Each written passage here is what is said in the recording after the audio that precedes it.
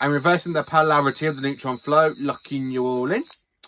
That should do it. Hello there, amazing viewers and subscribers, and welcome to PaulWho Reviews Doctor Who Series 13 / Series Season 39 / Doctor Who Flux, Jodie Whittaker's final season as the 13th Doctor. So for this review, my reviews are coming back onto Sundays, so I've kind of set it all into plan, basically how I'm going to do a video each week, because I've got 3 or 4 series going on. So Sundays will be my review series, then basically a day in the week I'm going to continue on with my DVD archive series, and then my Monster of the Week series towards the end of the week. So, which is something I think will be beneficial. So we've got 3 series kind of going on. So Doctor Who Series 13 / Season 39, aka Flux, was broadcast basically from the 31st of October to 2021 and basically down to the 23rd of October 2022. So basically I'm including the Series 13 specials into this because they are classed as the Series 13 specials. They're not classed as their own sort of special thing, not like the 60th anniversary specials or the Doctor Who the Complete specials for David Tennant. So they are classed as the Series 13 specials. So we have got 9 episodes for me to review for you today, and basically say my whole thoughts on it, if it's a good series, if it's not a good series. So let's get on with it. So Doctor Who Flux, what can I say about the final season, well, the final series of Model Doctor Who before the big reboot into the Disney era? Well, it feels like Doctor Who is going back on the step notch a bit. So it's kind of been on a rockety lower levels for quite a few years, and Series 13 is basically when things start to turn right for the show. We have 4 good episodes, and then the other 2 episodes kind of feel rushed. They don't feel like they need to be there. They just feel like nothing happens in those 2 episodes, that the plot of the whole Flux kind of falls apart and stuff. And then you get to basically Eve of the Daleks, which is basically a continuation from Flux, and then you get to Legend of the Sea Devils. It's kind of its own sort of thing, and then you get to the Power of the Doctor, which again is its sort of own thing. So after Eve of the Daleks, the whole thing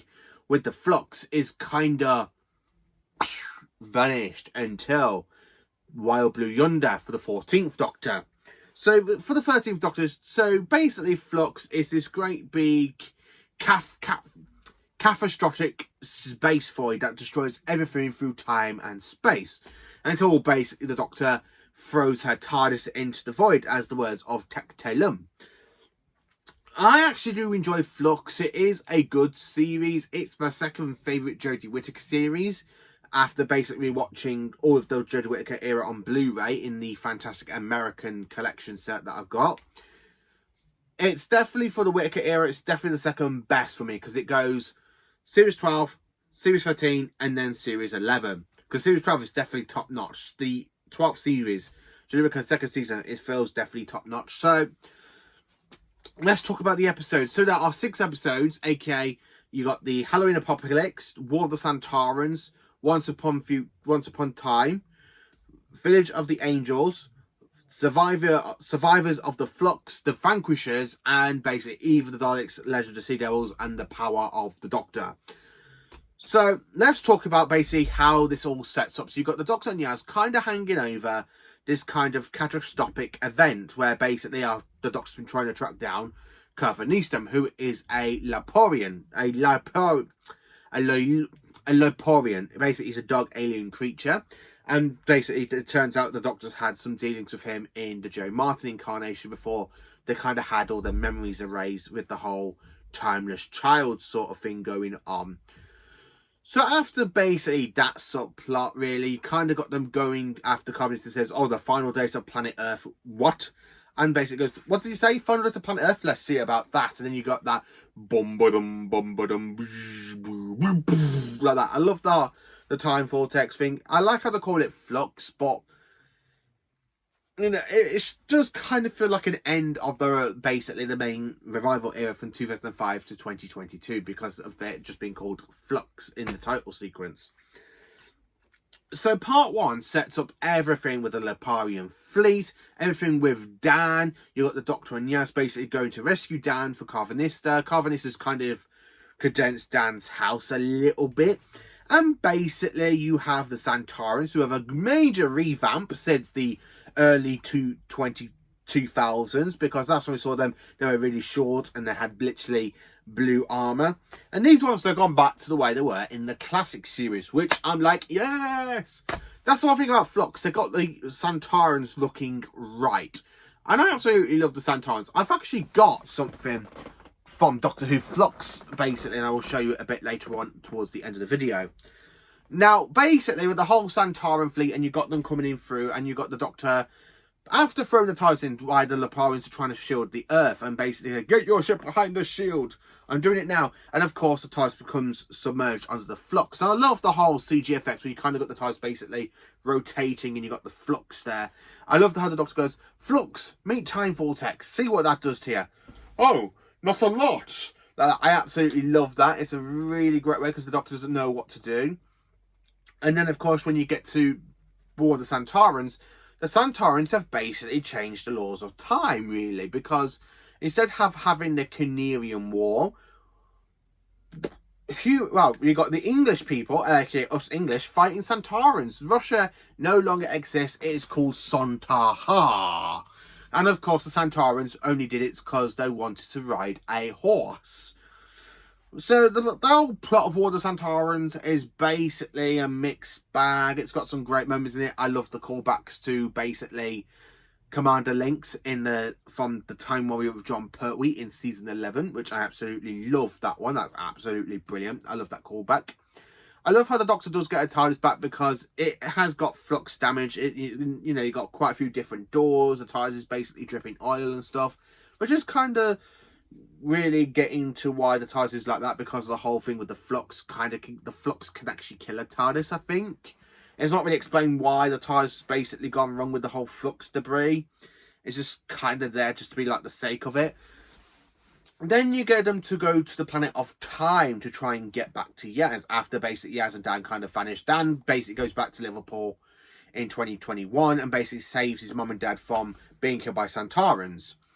And technically Yaz gets thrown into the planet of time, where she meets Vinda. So the Doctor basically gets pulled into Swarm's kind of revenge on her. And basically, as she's there, she gets thrown back into her own time period, basically when she was the Joe Martin Doctor. And of course, Jodie Whittaker has a brand new coat. It actually looks really good. I do like the whole, like the darker coat for 13. I really wish that kind of returned. It did return for the Power of the Doctor in one retrospect. I do like the episode. It is great. My favourite episode is the next one, basically with Village of the Angels. So the Weeping Angels return after a very long wait. I mean, the last time we saw the Weeping Angels was way back in 2012 in basically The Angels Take Manhattan. They did make a little cameo in the Hal Bent, but that's the only thing we saw them in. And the fact, literally, it's took them from 2007 to 2021 to turn the Doctor into a Weeping Angel, into one of them. That's actually quite a good idea. And of course, it's so they can transport her to outside the universe to Tech Talem, which is actually quite good. I do like how the Doctor's there working out what she needs to do, how she's going to stop this. And then, of course, like, you have been recalled to Division. I like how the 13th Doctor's just there, like, what? And basically, she kind of gets captured. I do like that. And then, of course, you got episode 5, where basically she's spending all that time with Tech Talem. None of her answers get answered. None of the stuff about the Timeless Child. Because literally she gets interrupted by Swarm and Acil. And basically they dust Tech Talem. And basically they got the Doctor as prisoner. And then when you get to, like, again, Survivors of Flux, you meet the Grand Marshal, or the Grand Master. Now, or the Grand Servant, sorry, the Grand Servant. Now, he doesn't do much. He's just there for the last 2 episodes. God knows why they brought him in. It really makes no pizzazz, really. It's just kind of there, like, oh, I'm here now and I'm doing all this, blah, blah, blah, blah. Why? Why is he there? Why is he teaming up with the Santarans? It's not basically mentioned ever again. I mean, when you get to the end of the episode of the whole story of Flux, really, he gets trapped on an asteroid field, and that's kind of the way it ends for him. So he's just there, like, Oh, I'm here to do nothing. That's what I am. I'm here to do Mr. Bloody Nothing. I just don't care for the Grand Servant. He is not a great character. The actor himself is really good, but that's the one thing I have to say about it. Even the Daleks, it's kind of a good episode for New Year's Day. I mean, it does follow on from the events of the Flux because the Daleks do want revenge on the Doctor because they think it's the Doctor that tried to trick the entire whole Dalek fleet to basically destroying itself with the Flux and the Salmon, but it turns out to be the Poli of the Santorans, and the Doctor kind of used that idea. But the Daleks do blame the Doctor, but the TARDIS basically being damaged by the Flux, the Doctor does a big, massive reset to the TARDIS. So the police box ends up with all these red kind of lines all down it because of the TARDIS being rebooted in one retrospect way, which is, again, a good way to do it. I love the time loop. The whole time loop effect is done so well. I really love the time loop. The time loop thing is absolutely brilliant, and I love the ending as well. I've already talked about Basic Legend of the Sea Devils in my kind of Monster of the Week video, because episode 3 was on the Sea Devils. So, I have already said what I thought about that story. Like with the really bad CGI effects I really wish they kind of kept like the glass eyes of the Sea Devils, because that would have been so much better than basically CGI versions. But I've already said my little issues with this story. The power of the Doctor is a great way for Jodie Whittaker to go out. So basically, you got the Salmon kind of invading this train, this space train carrying a very important cargo. So when they're invading, they're called an SOS, and of course, who is there to respond to the SOS? But the Doctor, saying, yes, there is. I can't materialise on the train because the Cybermen have put a force field around it. So I love that bit where you got the Doctor basically wearing the same spacesuit as basically the 10th, 11th and 12th Doctors have. Dan nearly dies in this episode because he basically nearly gets a vapor ripe. I'm like, no, Dan's going. Dan doesn't have much to do in this episode. He's kind of in the first part of it, and then he kind of leaves them, and then he literally reappears at the end of the episode. So Dan's not really in the episode as much, aka John Bishop. But Dan's one of my favourite companions in the 13th Doctor era. I think him and Yaz work so well because them two do nothing but bicker, which I really find funny. So the Doctor basically carries on, and they go to the planet where they find basically what some have kidnapped from the train. This large alien consciousness, and it's tied to this planet, basically being controlled by cybertech, and of course the Master's TARDIS to make it disguised like the Doctor's TARDIS. The Master is disguised as Rasputin. Well, Rasputin, I can't say the name, so if I've said it wrong, I do 100% apologise, because I just can't really say it, because I do have a speech impediment and I do struggle saying certain words. But yeah, Rasputin is in it, and it's of course the Master, played by Sasha Dewan. I like Unit in the story. We see the return of Ace and Tegan, who are two companions from the 80s. When this episode aired, I loved it. This is basically me looking at it after 2 years, and I still love it. It feels more of an anniversary celebration than it does for a celebration. It feels like a 6-year anniversary special, but it's not. But I kind of accept it as it is. I like the fact we have the return of David Bradley's first Doctor. We have the return of basically Peter Davison, Colin Baker and Sylvester McCoy. The 3 classic Doctors that are still alive, as well as Tom Baker. But Tom Baker didn't come back, and Paul McGann also came back, which I absolutely love. The episode itself is really good. I like the Force regeneration, because the last time we saw a Force regeneration to the Doctor, it was with Patrick Troughton. So I really do enjoy that one. I like the fact the Master's basically doing the Force regeneration, so the Doctor turns into the Master, because the Master's kind of dying because he merged with the Siberian, and it's inside his head, and he's there kind of dying, which is quite a nice way to do it. I like all the callbacks when the Master puts all the Doctor's outfits on, so it's not really the Master. He's actually, because he's in the Doctor's body, the Doctor's consciousness is taking over the Master a little bit piece by piece, really. Because you do see that, and the Master does slowly become the Doctor, like playing the flute of the second Doctor and his dress sense. And then when the Doctor does come back, and basically the Master is forced back into his own body, he does kill the 13th Doctor. We do think the Master's dying, until we find out basically the Toymaker encountered him and gave him a game, and now he's trapped inside his gold tooth.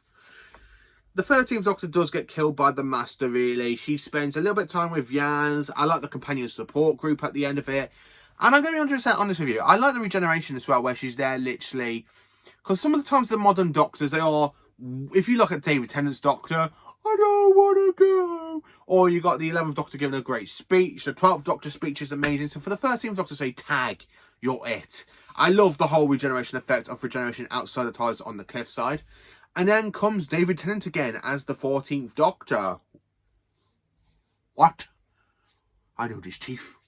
I absolutely do love this episode. I really do love PaulWho the Doctor. So that's basically a quick summer up about the season.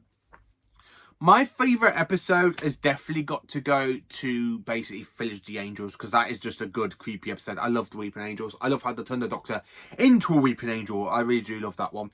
Followed by the PaulWho the Doctor, because that is my second favourite out of the series. It would be my automatic, but I love the fact they do bring back the Weeping Angels.